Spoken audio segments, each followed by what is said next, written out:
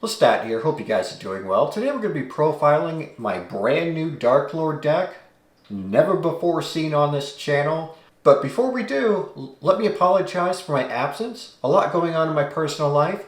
I am wrapping up my bachelor's degree program. I'm going to be graduating pretty soon. And I also have a kid on the way. So a lot going on in my personal life. Now I will say this, if Konami ever decides to be generous and give us, a little bit of Darklord support, maybe I'll be able to upload more frequently, but I guess we haven't been loud enough. With that being said, if you do enjoy this video, be sure to give it a thumbs up.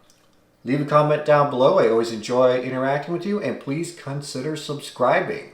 So first, let's get the Darklord stuff out of the way. We are playing 3 Ishells. Obviously, we know this is part of our draw engine.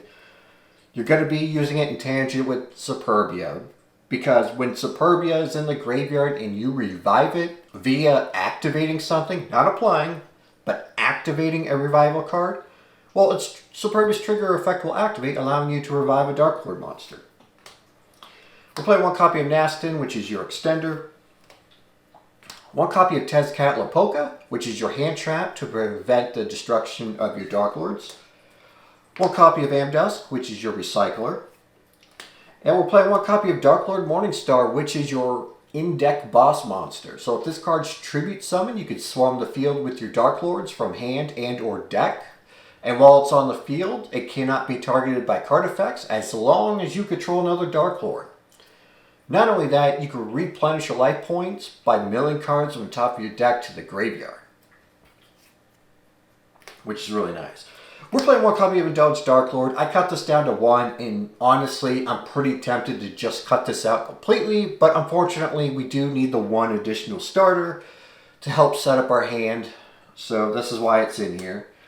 We're playing 1 copy of Capricious Darklord. During the main phase quick effect, you can tribute summon for your Darklord monsters, which is excellent because you're going to be applying effects from your graveyard to disrupt your opponent. And if it happens to leave the field, your opponent's monsters will be weakened by 500 points times the number of fairy monsters on the field. We are playing 1 copy of Darklord Ukobach. It's a level 3, so something to keep in mind. And it's a Foolish Burial for all of your Darklord cards. We're playing 1 copy of Darklord Kristja. It's our main deck Floodgate. Why not? It's easy to summon. We're playing 2 copies of Banishment of the Darklords, which is our Rhoda. 2 copies of Contact, which is our Monster Reborn. Speaking of, we are playing 1 additional copy of Monster Reborn because this deck does mill a lot. So we're going to be reviving stuff from the graveyard a lot. So keep in mind, you want to watch out for those Ghost Bells, because those will wreck your day. And we're playing 1 copy of Reasoning, 1 copy of Monster Gate. Essentially the same thing. You want to fill your graveyard with spells and traps. And not only that, you'll get a free monster on board. 1 Foolish Burial to send your Superbia or whatever monster you need to the graveyard. 1 Call by the Grave to counter hand traps. We're playing 1 copy of the Sanctified Darklord. It's pretty much your effect veiler. And we're playing 1 copy of Uprising, which will help you go into your first Darklord and other Dark Fusion plays. We're playing 2 copies of Seti, the Glory of Horus, 1 copy of Happy, the Guidance of Horus, and 2 copies of the King's Sarcophagus. This is just to help go into our Zombie Vampire plays, because the Zombie Vampire will help fuel your graveyard and allow you to special summon a monster from either player's graveyard. So, really good. For the new starters, we're playing 2 copies of Speedroy Terratop. This was not my idea.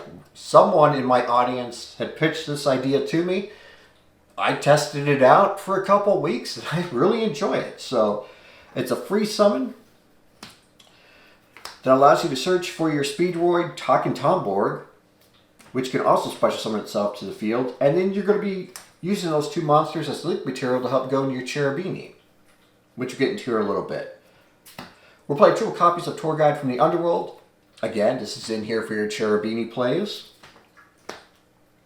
And we're playing 1 copy of Buo, the Dawn's Light. So if this card's sent to the graveyard, you're able to add your Mutiny in the Sky from deck to hand. This card is freaking amazing. I love this card so much. So it's pretty much a polymerization, except you're shuffling materials from your graveyard back into your deck. The only downside to this card is that it's not a quick play, because if it was, the first Darklord plays would be much, much more devastating, and we wouldn't have to rely on Uprising as much. But this card allows you to shuffle your fairies and fiends back into your deck for very, very powerful fusion plays. And going into the extra deck, we're playing one copy of the first Darklord. You're going to summon this via Mutiny in the Sky and Darklord Uprising. If you use Morningstar's fusion material, you can destroy all cards your opponent controls. While it's on the field, your opponent can't target your fairy monster with card effects. And once per main phase, you can pay 1,000, special summon a fairy monster from your hand, such as your Darklord Christia, or you can special summon another fairy from your graveyard, like your Superbia, and continue extending. We're playing one copy of Garua, Wings of Renaissance Life. This can be summoned via Uprising. Sometimes if you're going into time, that double damage can really come in handy. And if it's sent to graveyard, you draw a card. We're playing the brand new Loose, the Dusk's Dark. So monsters in your leftmost and rightmost main monster zones cannot be destroyed by your opponent's card effects. Once per turn, you're able to send a fiend or a fairy from deck to grave to destroy one of your opponent's cards, and if one of your cards happen to be destroyed, Loose will also pop an opponent's card. So this card is fantastic. I love it. It's not the support we wanted, but it's something that we needed. We are playing a Tunnel level 3, so Kicadia King is sort of like our pseudo Babushka if we need it. We're playing one copy of Hope Harbinger for the Spell Negate. Not only that, it'll help us rank into the number S38 Titanic Galaxy, which can gain a lot of attack depending on the material it has. And 2, it's our spell and trap removal as well. So, fantastic card if you need to play around spells and traps. Again, we're playing the one copy Zombie Vampire. Both players mill the top 4 cards of their deck to the graveyard. And if either player happens to mill a monster, we can special summon that monster to our field. One thing that I like to do is that after I resolve this effect, I'll link away the Zombie Vampire and the opponent's monster to go into SP Little Knight. So, a little combo tip for you there.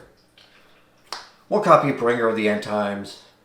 If you happen to summon 2 Ishells via Morningstar's effect, you can go into this. This card is absolutely amazing. Multiple pop effects. It's just a fantastic card. It just wrecks your opponent's day. We'll play one copy of Gustav Max. It's a pseudo cowboy for game. Gotta play it. One copy of Super Star Slayer Typhoon Star Crisis.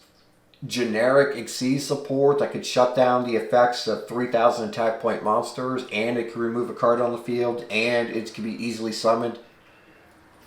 You should be playing this. We'll play one copy of the Condemned Darklord. This can help fill your graveyard or else contribute to your starting hand. You can pitch a card from your hand to either add from deck to hand or send from deck to graveyard a Darklord monster. Not only that, you can banish any monsters from your graveyard to summon your high-level Darklord monsters. And during the end phase, you can replenish your life points by 500 times the number of fairy monsters on the field. As mentioned earlier, we are playing one copy of SP Little Knight for removal. One copy Moon of the Closed Heaven, which can help us go into cards like Underworld Goddess of the Closed World, which can shut down activated effects of your opponent, as well as a special summon from the graveyard each turn. And last but not least, we're playing one copy of Cherubini, Ebon Angel of the Burning Abyss. This is in here to send your Dawn's Light to graveyard. That way you can add your Mutiny in the Sky from deck to hand. Getting into a new combo, if you have Terra Top in your hand, you can special summon it. That will allow you to search for your other Speedroid, Tuck and Togborg, which can special summon itself. Then you can link those 2 away for your Cherubini. Cherubini will send your Dawn's Light to the graveyard, and then Cherubini will get an attack boost.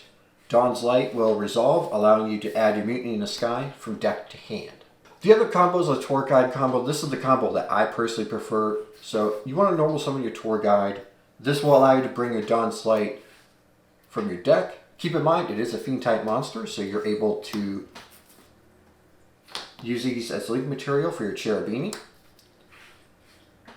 Dawn's Light will be able to add your Mutiny in the Sky from deck to hand because it was sent to the graveyard. Next, we activate Cherubini's effect. We can send our Darklord Ukobot to graveyard, since it's a level 3 monster, to boost Cherubini's attack. And then we can activate Mutiny in the Sky. We could shuffle 3 Fiends and or Fairy monsters from graveyard back into our deck to summon Loose, the Dusk's Dark. And keep in mind, monsters in your leftmost and rightmost zones cannot be destroyed. And since Mutiny in the Sky is in the graveyard, we can send a Fairy monster to graveyard and then add this back to our hand.